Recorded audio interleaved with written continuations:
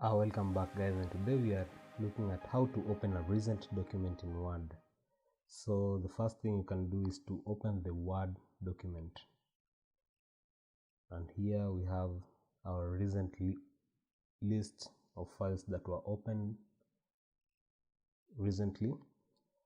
So you can open from this tab, or you can go ahead and open the whole app.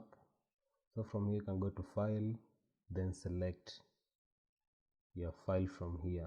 You can see we have the Open tab.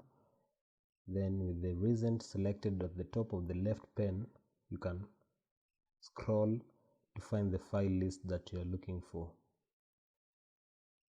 Just scroll through the list. You can open any if you found it.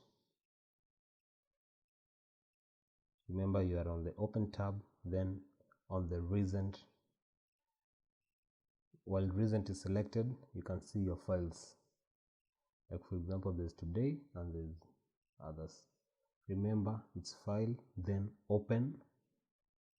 From there, recent, then you get your file. You can scroll if your file is not visible. Thank you for watching, and please remember to subscribe to the channel. I'll see you in the next video. Thank you.